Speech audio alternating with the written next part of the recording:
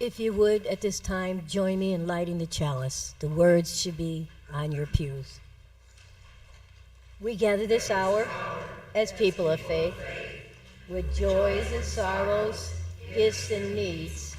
We light this beacon of hope, sign of our quest for truth and meaning, in celebration of a life we shared together.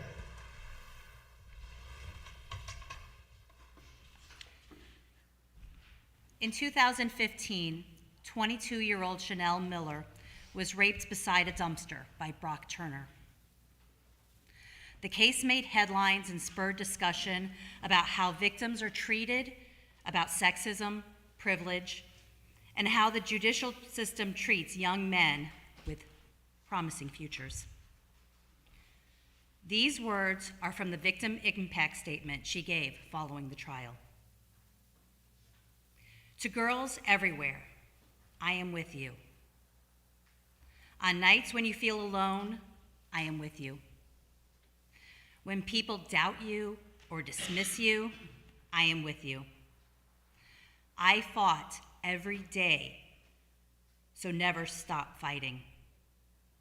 I believe you. As the author Anne Lamott once wrote, lighthouses don't go running all over an island looking for boats to save. They just stand there shining. Although I can't save every boat, I hope that by speaking today, you absorb a small amount of light, a small knowing that you can't be silenced, a small satisfaction that justice was served, a small assurance that we are getting somewhere, and a big knowing that you are important, unquestionably. You are untouchable, you are beautiful, you are valued, respected, undeniably, every minute of every day. You are powerful, and nobody can take that from you. To girls everywhere, I am with you. The opening hymn is number 151, I Wish I Knew How. Please rise in body of spirit. I wish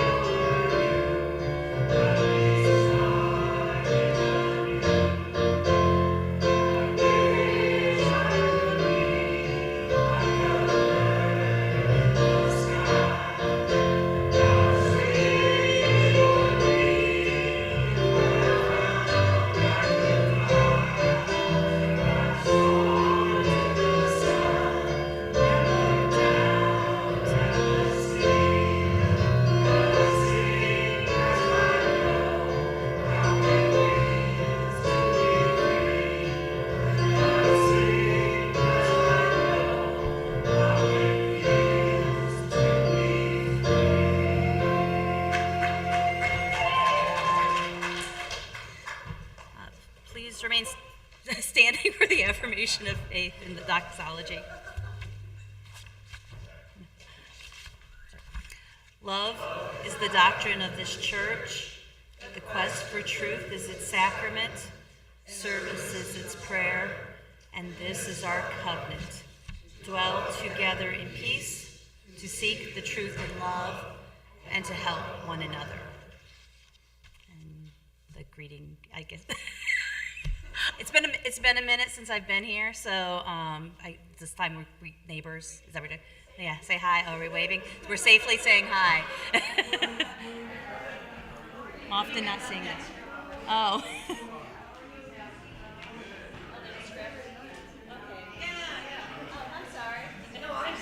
It's okay. That's my fault.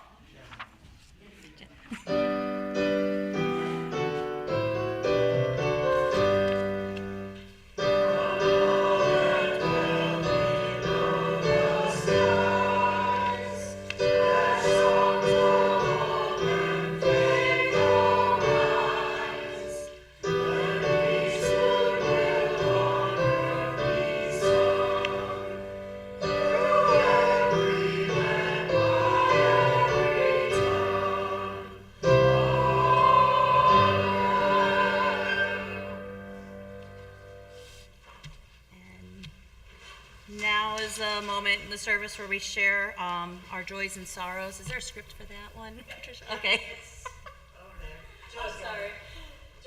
Oh, you got it? All right, thank you. As long as the mic's on, I guess. Okay.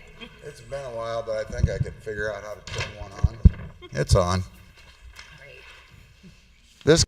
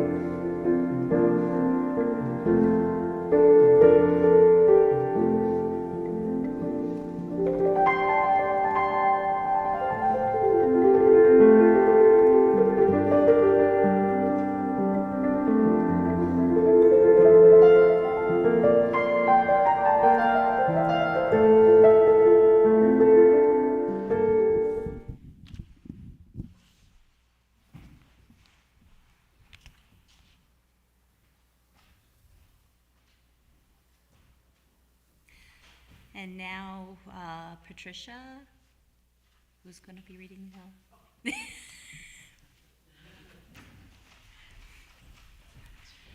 No, it's okay.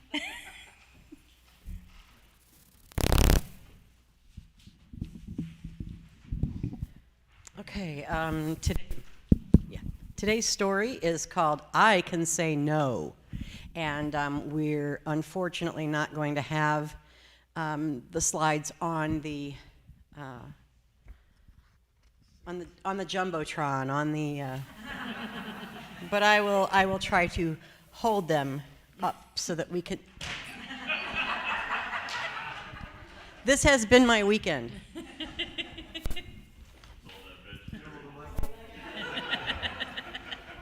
Sure. There we go. Thank you, Maggie. You make a great mic stand. Do you know I have a superpower? Well, I do. I can't fly or see through walls, and I don't wear a cape or a suit. My superpower is big. It's hard to come by. It doesn't make me invincible, but it gives me control of my life. You see, I learned a little word, and even though it's small, when I use it with authority, I'm the strongest of them all.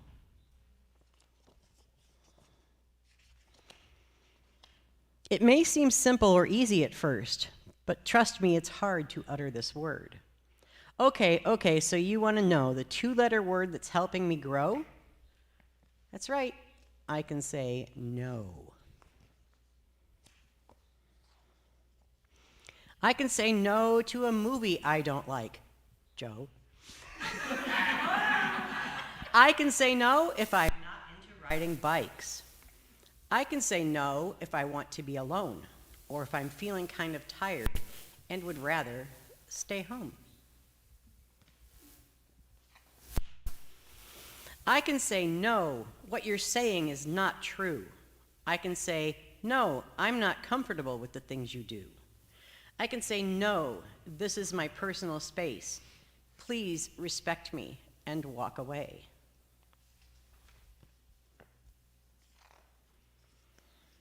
Sometimes I feel pressure to cave and give in. I don't want to say yes, but I want to fit in. Let's ditch her at recess, some kids meanly say. But I'm learning to speak up. No, everyone can play. I can say no if I just don't have the time. If I'm simply not interested, that's okay, that's fine. I can say no for a lot of different reasons, like protecting my heart or the things I believe in.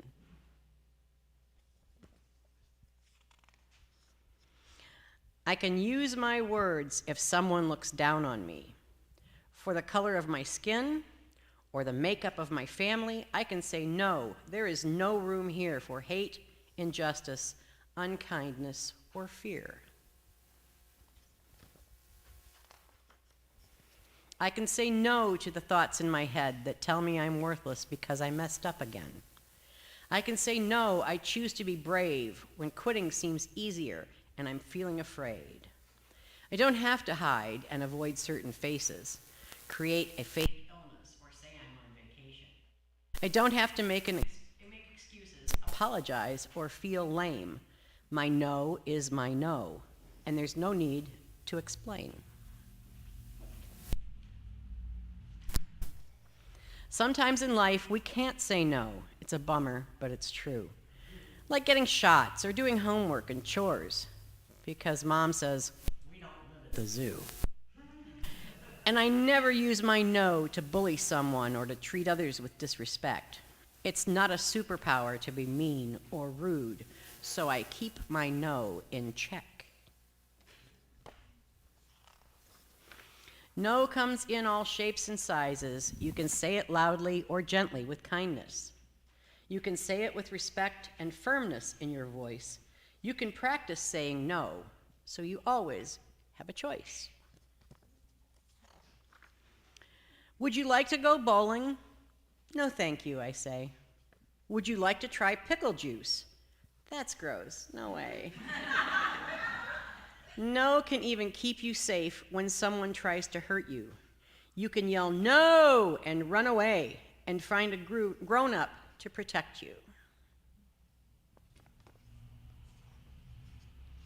It takes courage to speak up when you see things that are wrong, but each time you say no, you grow a little more strong. Will you let me cheat so I can pass this test? No. Let's steal this candy. No one will ever guess. No. Can you blame that kid so I'm not the bad guy? No. If you don't do what I ask, you might make me cry. No. You can cry all you want. It's hard in the moment to disappoint someone. Saying no might make them angry, and that's no fun. But that's not part of my responsibility. I can't control other people. I can only control me. I don't have to fit in or follow the crowd. I don't have to give a reason. I can say it loud and proud. I'm protecting myself, my energy and time. The hopes and dreams inside of me, they are all mine. When I follow my heart and I'm brave enough to say no, I can say yes to other things that help me flourish and grow. I might let someone down along the way, but I'm letting myself down if I never learn to say, no, no thank you, not now, no way. Thanks for asking, but I'm unavailable today. I'm not interested, but thanks for thinking of me. Saying no means I respect myself and I've got dignity. No is a gift. No is my friend. No is my power. No gives me peace within. So listen to yourself, listen for what is true, and remember that no is a superpower in you. Thank you.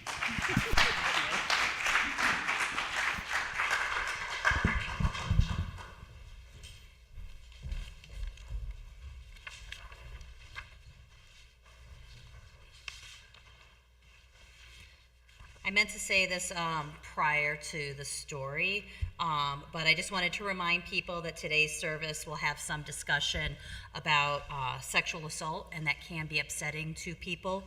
I want everyone to feel safe and know what is best for you. So if anybody needs to leave, step out, take a break, or just, say screw you and walk out the door, that's fine. My feelings, or say no. It's fine. It won't distract me, or it probably will distract me because I didn't take my meds this morning, but that's fine anyway. It's okay. So I will also have some resources available outside, and I'm more than willing to talk to anybody or answer any questions after the service. So then we were supposed to read the book, and then I was supposed to say good morning. So good morning. For those who don't know me, my name's Kelly. My pronouns are she, her. I've been a bit of a prodigal parishioner for the last several years, but I've been coming to this church for 20-something years at this point. A lot of the pagan rituals, did a lot of the stuff when we were doing the Freedom to Marry things, and then I went to nursing school and just dropped off the face of the earth. Now I am a sexual assault nurse examiner, and I'm the program manager at the Star Center, which is a new sexual assault treatment center at North Lake Methodist Hospital in Gary. Although I've been in the pulpit many times over the years, and my job is literally talking about sexual violence like pretty much every single day, this has been one of the most difficult sermons for me to write. How do I engage and educate and inspire a bunch of people who are known for being feminist, for being liberal, for being so supportive of those who have been harmed by violence? Most of my presentations can be divided into teaching healthcare workers how to respond to patients who have been traumatized, or just teaching the general public about sexual violence in general. And neither of those really seemed appropriate for this audience. So just a quick show of hands. How many people in the room would consider themselves a feminist? Look at that, like everybody. How many of you attended some Women's March events? See? How many of you have donated to some organization for women's rights? How many of you posted, shared, tweeted, or something in support of the Me Too movement? So, see, this is the group I'm working with, and I'm going to teach you all how you have to be better, more supportive people. So, UUs are overwhelmingly supportive of those who disclose abuse or assault. We march, we donate, we change our profile pictures, we use hashtags, and we're very vocal about how supportive we are. But it's one thing to share a meme on Facebook how you support Dr. Christine Blasey Ford. It's another to sit with someone who discloses their assault to you in person for the first time, when they've never disclosed it to anyone else. So what are you supposed to do then? Most of us think we know what we're going to do. We think we're going to be supportive. But often our own emotions, our past experiences, our worldviews interfere with what that person needs at that time. We are all justice seekers. We're healers and fixers and doers. And while that is wonderful, and these are incredible things, we often have to stop and think what the survivor needs. Every 68 seconds in America, someone is sexually assaulted. Over half of all the women have been the victim of sexual violence at some point in their lives. And even though men are also victims, 90% of all rape victims are women. And only 30% of those cases are ever disclosed to anyone. For every 1,000 sexual assaults, 25 cases will result in a perpetrator spending any time in jail. And as good liberal feminists, we are all very, very angry about this. We want justice. We want blood. Someone must pay. It's not fair, and we will continue to fight until things are fair. But how do we do that? Often, even with coming from a good place in our hearts, we convince the victims that they need to tell their story. We promise them justice and closure and all sorts of things that we really have no right to be promising. We tell them that they have to report because they have a responsibility to stop the rapist. We guilt trip. We shame. We victimize the victims again. We tell ourselves we really aren't. I mean, not really. We're not doing anything that's nearly as bad as what the assailant did. We tell them that we know best, that we know how to fix it, that their trauma in the moment isn't letting them see the big picture, but we're going to take care of it. I've seen this play out so many times in my life and in my career. And as ashamed as I am to admit it, I've done some of these things myself. Before I'd received training in trauma-informed care and the neurobiology of how trauma affects someone, I couldn't even imagine the reason someone wouldn't disclose. Plus, I'm a fixer. That's how I ended up in healthcare in the first place. I see the things that are broken, and I want to fix them. And I thought that my knowledge, my skills, it made me the expert. More of an expert than the person who is living that trauma.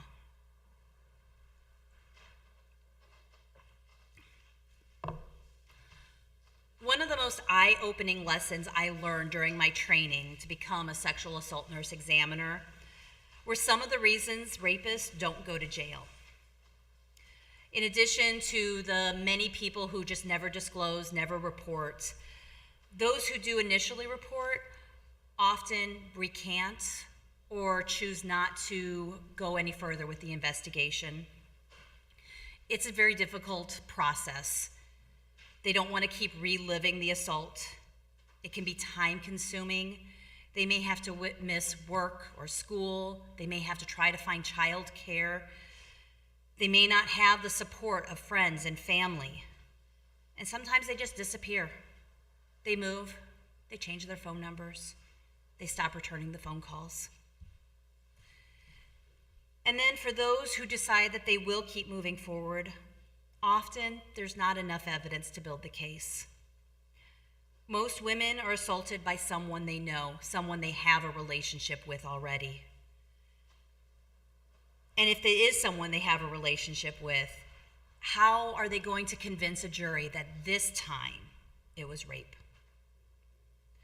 Our special victims deputy prosecutors in Lake County are some of the most passionate, inspiring women you will ever meet.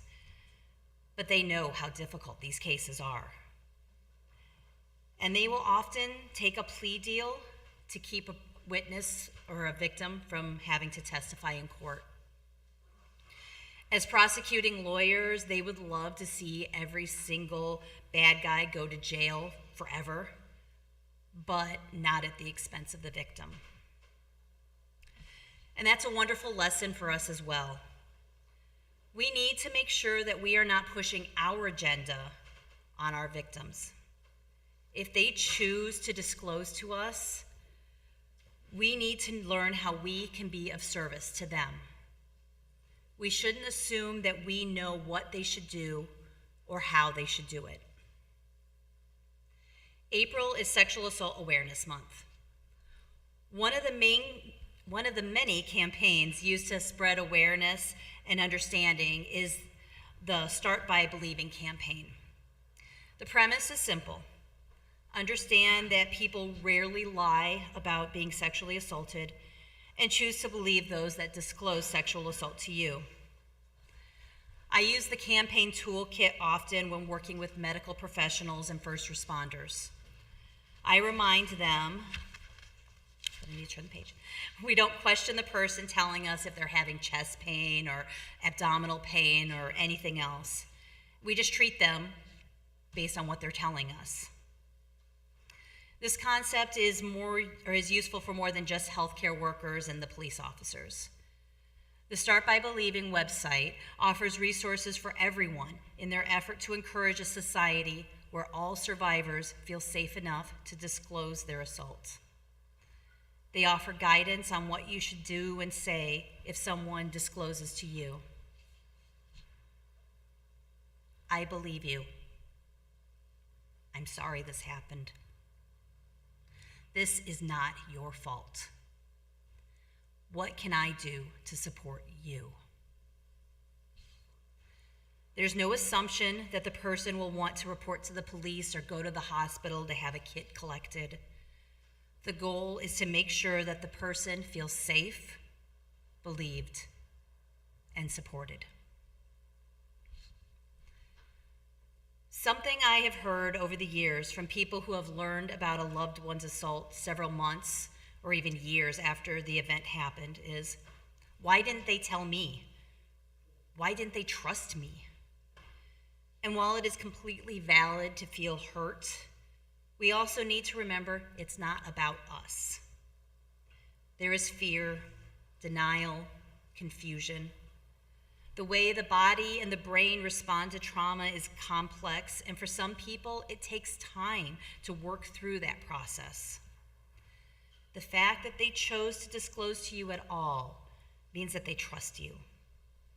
And accept that gift and show them that that trust is not misplaced. But Kelé, you say, what happens if they tell me and they ask me what they should do? Shouldn't I encourage them to go to the police or go to the hospital or report the crime? Shouldn't I tell them, oh, you need to go and you need to get a kit collected? I mean, that makes sense. They're looking for guidance, and that's the best way I should be supporting them. One of the things that often surprises patients that I work with is that I provide them with multiple options, but they are the ones that get to choose. We like to use these terms called continuous consents.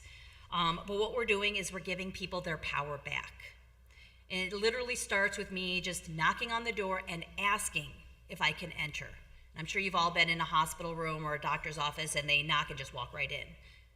Knock on the door. Hi, I'm Kelly. Is it okay if I come in? Is it okay if I sit down next to you? Is it okay if I ask you some questions? Is it okay if I take your blood pressure? And not just, is it okay, and then start doing it. It's, is it okay, and give them that time to make that decision. I make sure that they understand that at any time they can stop me and they can say no and they can refuse anything, and I will 100% support them. Often just letting them know that there's more options than reporting and not reporting is enough to empower them to make the decisions they need to make for themselves. The laws regarding reporting of sexual assault and evidence collection vary from state to state, and usually it's the time frames or how the reporting is handled. In Indiana, an evidence kit can be collected within 5 days of an assault.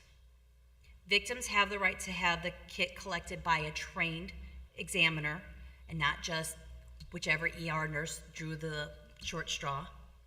And they have the right to ask the person collecting if they have been trained how to do so. They can choose to report or not. They can still have a kit collected and not report to the police.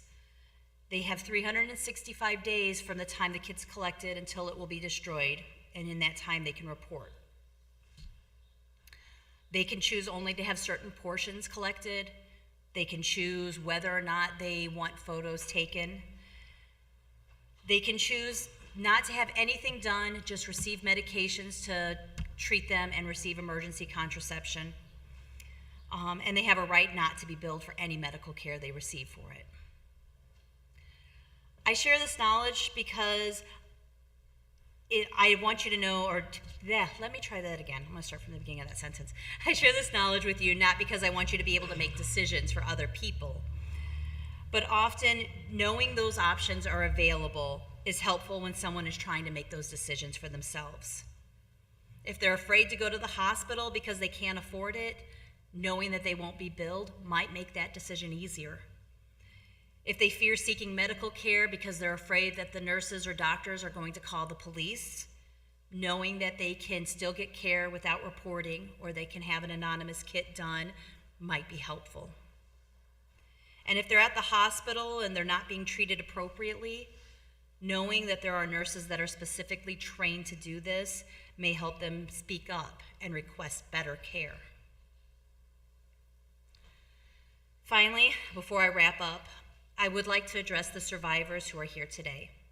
I'm not going to ask anybody to out themselves or to make it known what you've gone through, but statistically in any group this size, there are several who've experienced sexual violence in one form or another in their lives. I just want you all to know I believe you. I support you.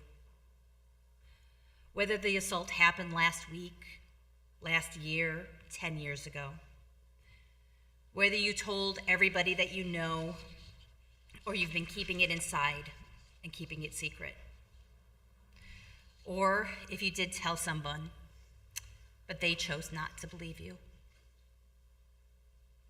You are a worthy human being who deserves love, trust, and support. If you choose to tell your story, remember it is your story. You decide who hears it.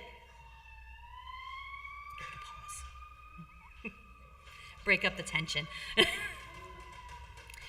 You decide who hears it, who should be trusted with it, who should know. And it's never too late to share your story and to seek help. There are those who will believe you, and there are resources for whatever path your journey may take. In my clinic, I have a sign with a quote from comedian Hannah Gadsby. There is nothing stronger than a broken woman who has rebuilt herself. Do not let others define you and your experience and what it means and how you should respond. You have survived the unthinkable, and that makes you stronger than anyone will ever understand.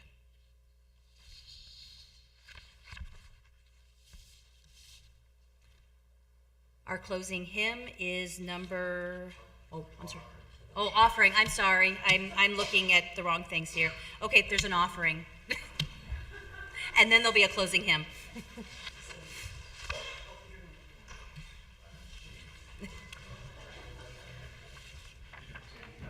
Thank you.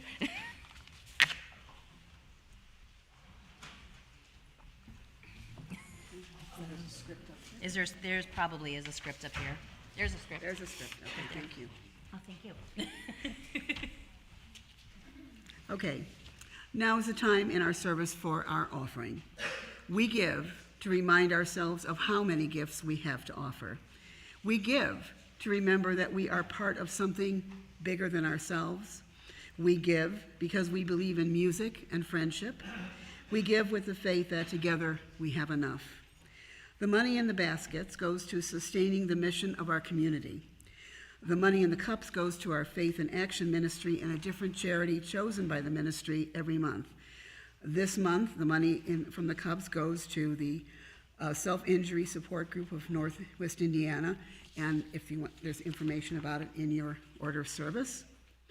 For those not here with us today, there is an online link on the screen for both one-time and regular donations, and I need 4 volunteers to come forward.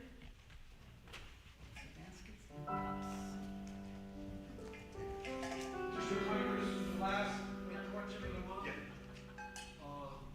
Self-injury support group is run by our old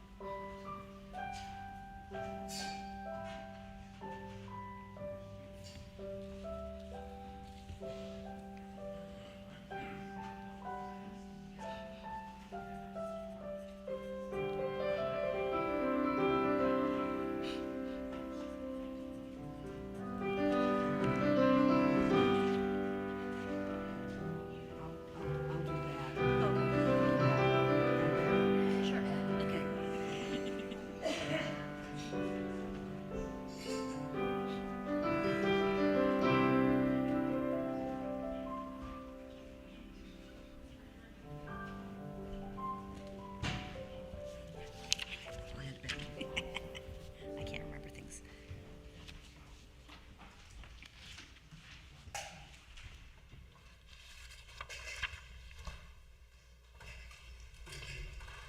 For your prayers, your presence, your service, and your gifts, we are truly grateful.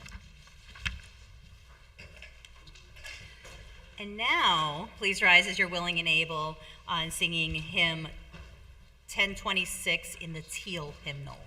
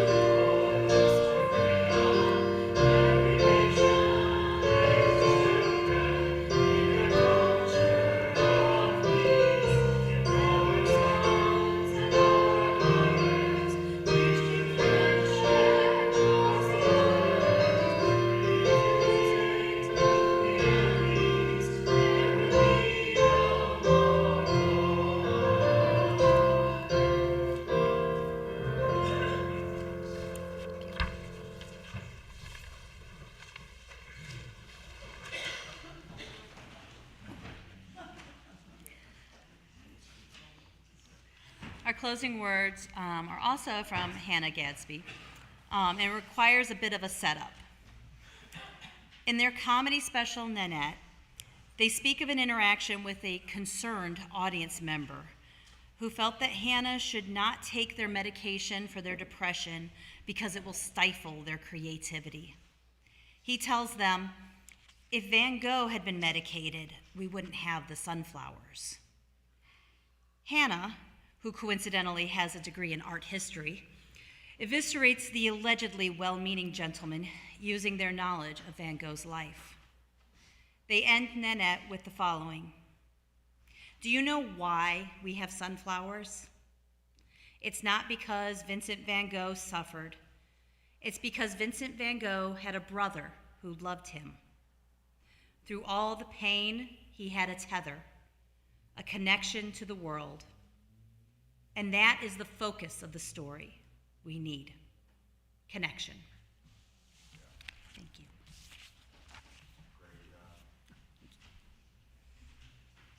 This week marked the passing of Harry Belafonte.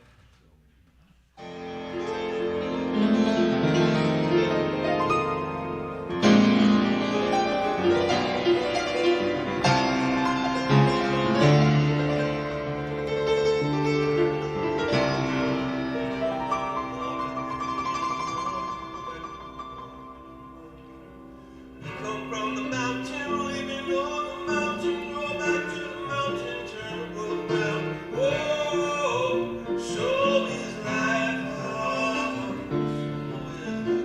Whoa, so is life hard. You know who I know who. See, we are nothing. Do we know?